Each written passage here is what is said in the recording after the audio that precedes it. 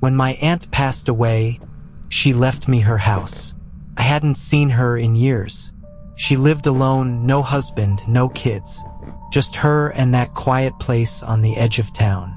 The lawyer handed me the keys and warned, "There's one room she never opened. Left it locked for decades." Her instructions were clear. "You can live there, do what you want, but don't open that room." I thought it was just superstition. Old people and their secrets. The house was bigger than I remembered. Wood-paneled halls, high ceilings, a smell of lavender and dust. The locked room was at the end of the hall, painted black. There was no handle, just a keyhole, and something cold behind it. The first few nights were fine. Quiet. Too quiet. On the fourth night, I started hearing a sound. Tick, tick, tick. It wasn't a clock. I checked every room. It wasn't pipes either. It was too rhythmic, too deliberate, and it always came from the direction of the black door. Each night, a little louder, a little closer. I covered the keyhole with tape. The sound stopped, until I woke up the next morning and found the tape on the floor, and a single scratch on the wood beneath it. I found a box of old cassette tapes in the attic, all labeled with dates, some over 40 years old. Curious, I played one. It was my aunt's voice.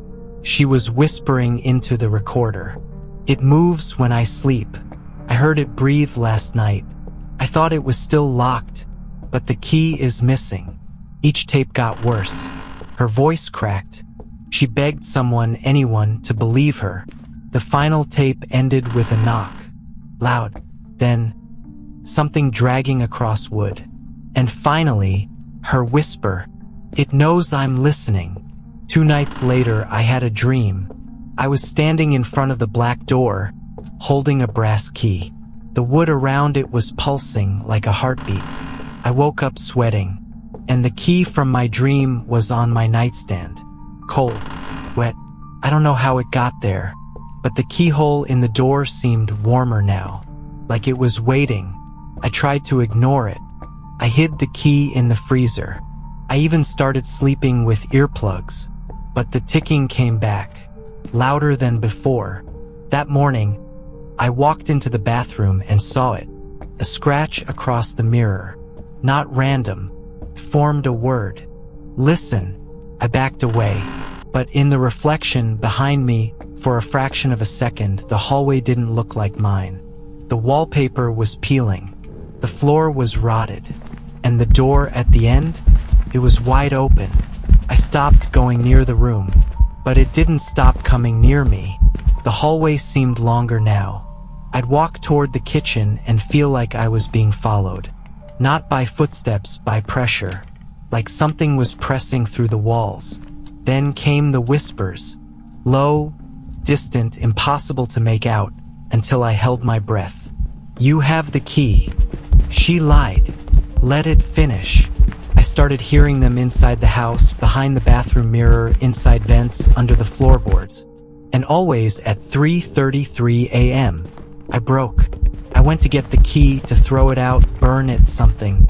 But when I opened the freezer, it was gone. Only frost remained, and scratched into the ice, shallow but clear. "Not yours."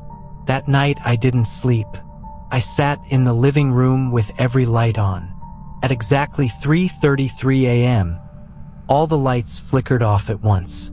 Silence. Then, a single loud knock from the end of the hallway. Not asking, calling. I don't know what made me do it. Maybe I wanted answers. Maybe I was tired. But I walked to the end of the hallway, and this time, the door was already open.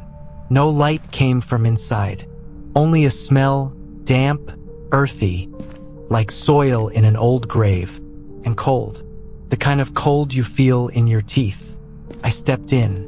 The room wasn't a room. It was too big. Endless black walls, flickering with shadow. No windows, no furniture. Only a chair in the center. And on it, my aunt's cassette recorder still running. I pressed play. Her voice was quiet, shaky. If you hear this, it's already seen you. After that night, nothing was the same. My reflection started to lag. It would smile when I wasn't. The house creaked even when I wasn't moving. Doors opened on their own. Furniture shifted. Once, I woke up on the hallway floor with dried blood on my shirt and no memory of how I got there.